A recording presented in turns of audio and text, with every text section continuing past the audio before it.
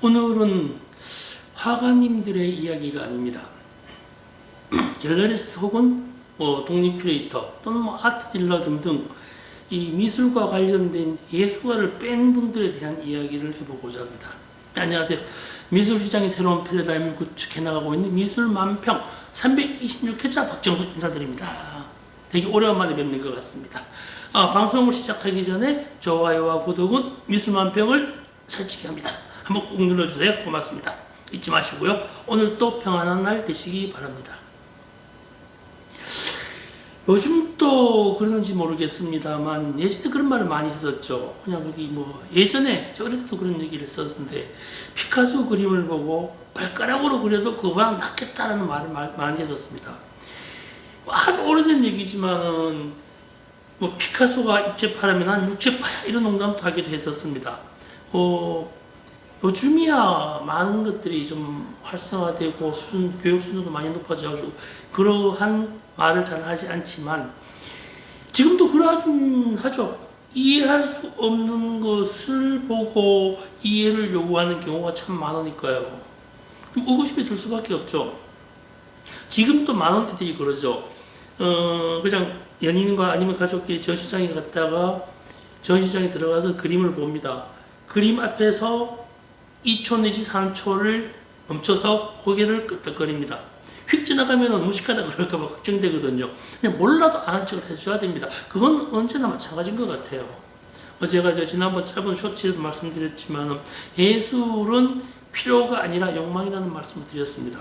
필요는 신체가 쓰지만요. 욕망은 생각과 마음이 쓰기 때문입니다. 좀 차이가 있죠.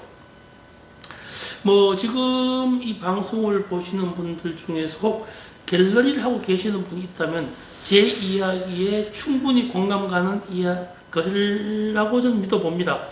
그렇지 않나요? 혹 그림이 좋아서 미술이 좋아서 미술품 수집에 수년간 해오시다가 나도 갤러리 한번 해봐야 되겠다. 이런 분들 2년 내지 3년 돈만 수억 까먹고 정리한 분들 꽤 많이 보았습니다. 좀 답답한 노릇이긴 하지만 갤러리는 식당이나 카페를 개업하는 것과는 많이 다릅니다. 좀 전에 말씀드렸잖아요. 필요가 아니라 욕망이거든요. 이런 부분이 있기 때문에 좀 어려움이 많습니다.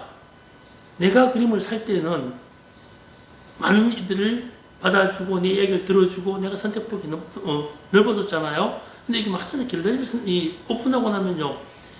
이게 영 현실과 부딪혀가지고 괴리감 많이 느낍니다. 오픈해? 그럼 내가 가서 그림 사러 갈게. 이런 얘기 많이 합니다. 근데 이게 좀 답답한 상황이 받아들이게 됩니다. 이게 왜 그러는가 하면요. 작품을 선택할 때, 내가 작품을 선택할 때는 나의 욕망이었거든요. 나의 욕망에 맞는 작품을 선택했었거든요. 근데 내가 좋아하는 내 유형의 욕망을 충족시킬 수 있는 그림을 선택해서 그러한 작품을 걸어놓잖아요. 수많은 이들의 욕망의 종류가 다르기 때문에 내가 선호하는 그림과 맞아떨어지는 손님을 만들기가 무척 어렵습니다. 단골을 만들기가 정말 쉽지 않습니다. 갤러리 오픈하면요, 손이 다 끊어져 버리지 안 오죠. 화분 보내고, 급료금 보내고 나가지고, 전화하면 바쁘다 그러고, 그것도 1년에 한 번, 두 번이죠. 전시는 짧으면 일주일, 길면 한 달, 이렇게 전시하는데 1년 내내 돌아가잖아요. 근데 이게 단골이 있는 갤러리라면 역사가 오래되어서요, 거래했던 화가의 작품이 천정부지로 올라서 그 작품을 재매입해서 돈을 벌어주기 때문에 그 고객과의 관계가 끈끈하게 맺어집니다. 신생 갤러리는요, 3, 4년 버티기 힘듭니다. 근데 지금 좀 차이라면요, 최근 미술품, 3, 4년 전이죠 벌써, 미술품 거래가 호황이었을 때에 따라서 아트 페어가 무척 많아졌죠. 갤러리 영업이 아니라 아트 페어 참여 갤러리로서의 생명이 연장되고 있습니다. 이게 말이 좀 애매합니다만은 이것도 좀 시간이 지나면은 한계가 온다고 봅니다. 뭐 이게 아트페어가 이렇게 많아도 차츰 정리되고 있는 시간이거든요. 갤러리 영업 정말 쉬울 듯 하거든요. 저도 그런 분들, 제가 갤러리 컨설팅을 하면 많은 분들이 상담을 해오기도 합니다. 본인 경비를 포함해서 월 400 정도만 벌 수 있으면 되겠다는 생각으로 월 150 정도 되는 공간을 임대를 합니다. 월 150만 원 주고 뭐 하면 된다고 생각하거든요. 이 공간을 임대해서 한 주에 150만 원을 대환하면 될 것 같거든요. 150만 원 월세를 내고 한 주에 한 달에 대관 한 개 안 되겠냐 이런 마음으로 한단 말입니다. 그럼 한 개만 하면 월세 나오고 한 개를 더 하면 관리비 나올 것이고 또 한 개 더 하면 내 인건비 나올 것이다. 이런 단순한 논리에서 시작을 하죠. 어림도 없습니다. 대관 좀 추후에 말씀드리겠지만요. 대관이 안 되는 이유도 있습니다. 이게 정말 쉽지 않거든요. 이게 이 본인의 작품을 살 때는요. 전국을 대상으로 하기 때문에 어느 공간 특정 장소가 필요 없었습니다.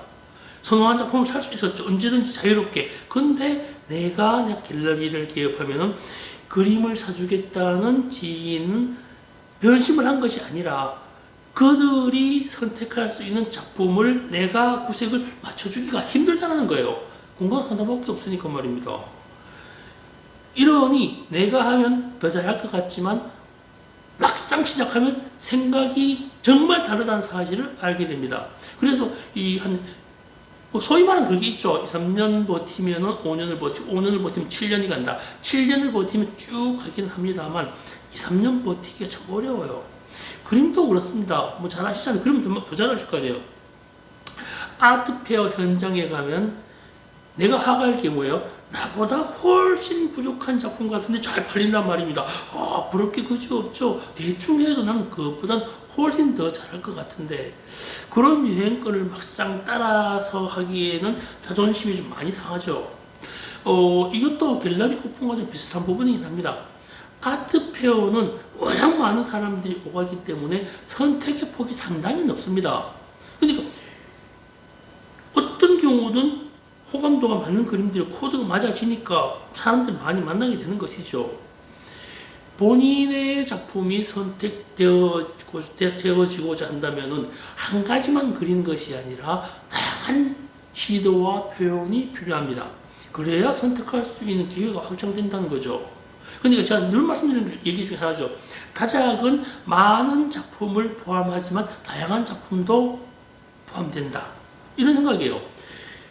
내가 노란색을 칠하건 파란색을 칠하건 산을 그리건 바다를 그리건 추상을 하건 내 생각, 화가의 예술관과 철학을 가지고 그것을 표현하는 방식인데 그것이 좀 다양하면 또 어떻습니까? 예전에도 그랬었죠. 너를 알리려면 예전 미술대학에서 그랬어요. 교수님들이 니를 알리려면은 너만의 개성이 뚜렷한 그림을 그려라 라고 이야기를 했었죠. 그래서 지금은 많이 바뀌었습니다만 많은 미술학도들이 나만의 독특한 개성이 있는 모양을 찾고자 많이 했었죠. 내 생각을 그림에 집어넣는 것이 아니라 내 생각을 가지고 있는 나의 차별성, 나의 특성을 이야기하는 것이 아니라 모양의 특성화를 이야기했었죠. 조금 억지스럽긴 합니다만 이건 말이 안 되는 얘기는 저도 알고 있습니다. 내 소개를 하는데 영어로 하면 어떻고 이름은 어떻습니까? 알아듣는 사람이 훨씬 많아지잖아요.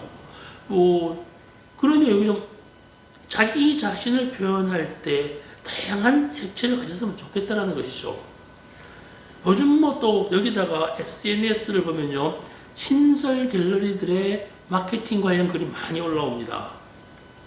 물론 제가 하는 일과 연관되어서 알고리즘 역할로 연결되어 가지고 제 눈에, 제 컴퓨터에 많이 것들만 갤러리와 미술 관련 것들만 많이 보이긴 합니다만 어쨌든 그러한 글들을 읽어보면요. 시대가 변하고 있다는 것은 분명합니다. 이들은요 대단히 적극적이거든요.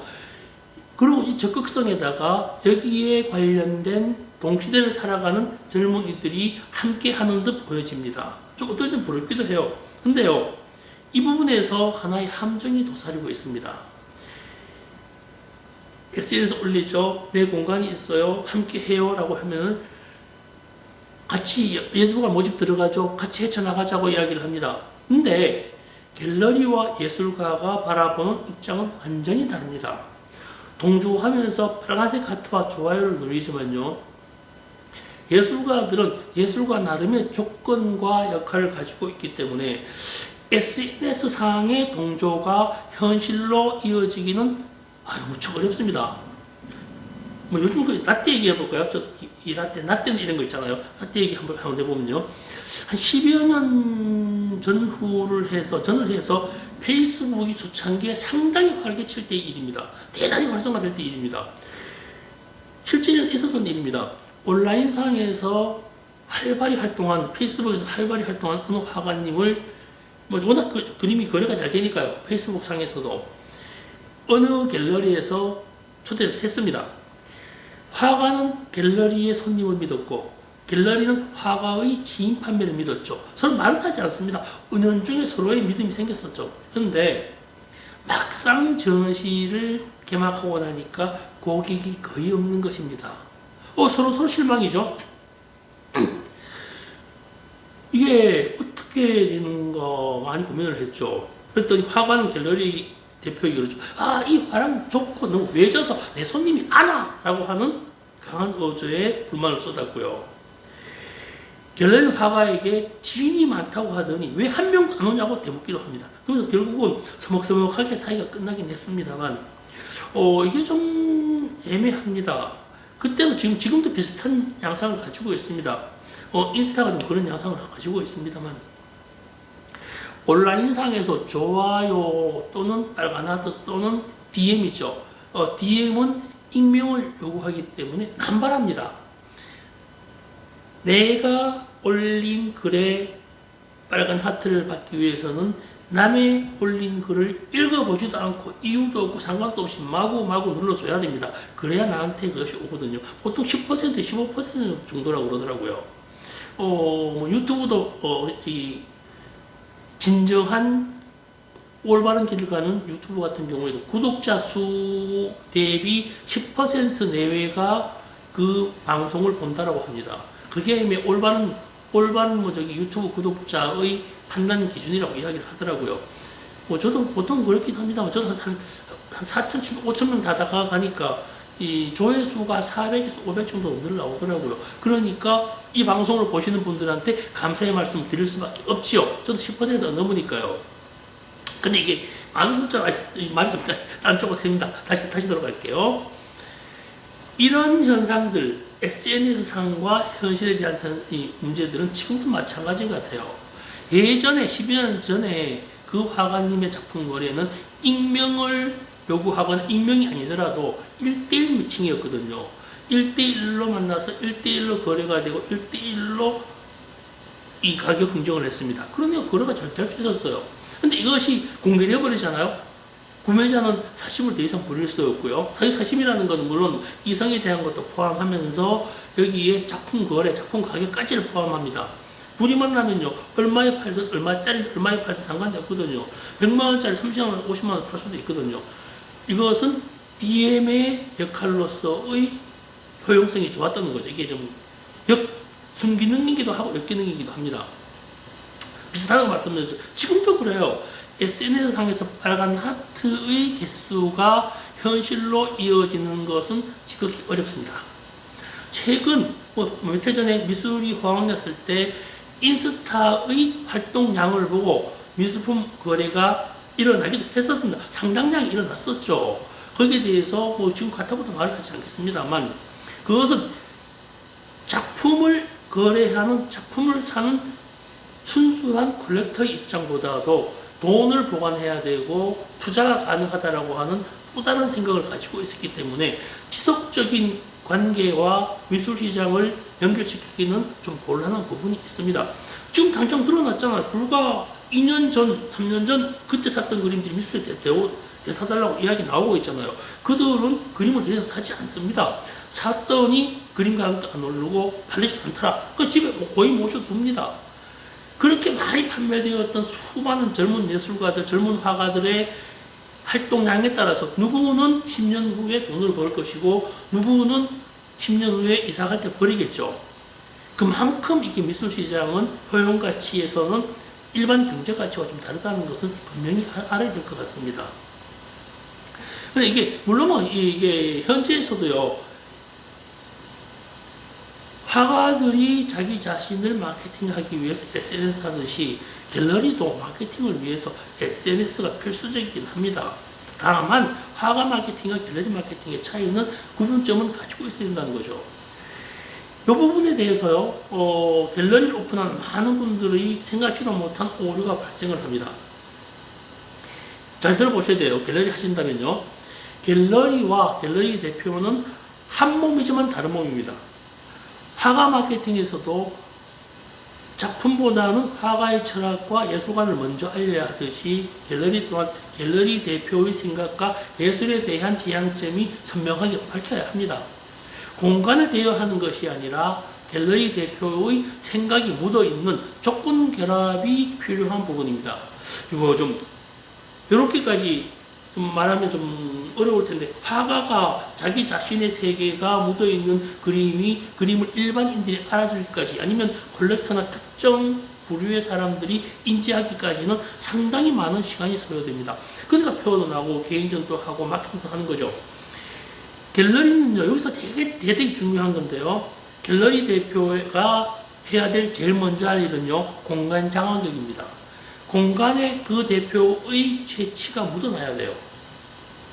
저도 물론 이 30년이 넘는 시간 동안 갤러리스트로 지내고 있지만, 이게 쉬운 노릇은 아닙니다. 저도 지금 갤러리를 옮긴 게 한 10번 넘은 것 같아요. 그러니까 92년도에 처음 잠실에서 시작해가지고 최근에 현청동에 있다가 인사동에 자리 잡는 게 한 10번은 넘은 것 같아요. 그런데요, 정말 힘든 게요, 옮기고 나서 이 공간이 주변인들에게, 예술관인들에게 공간을 인지시키는 소요 시간이 되게 오래 걸려요. 저도 그러한데 막 시작한 분들이 그 공간을 보통 사람들, 화가들에게 인지시키는 시간까지 얼마나 많은 시간이 소요될까요?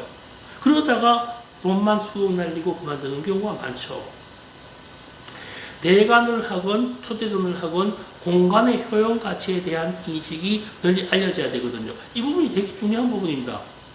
공간이 있다고 무조건 찾아오지 않습니다. 화가도 찾아오지 않습니다. 물론 비용이 들지 않는다면 그저 전시 한번 했어라는 심정으로 예술가들이, 화가들이, 미술인들이 찾아오긴 합니다 말입니다.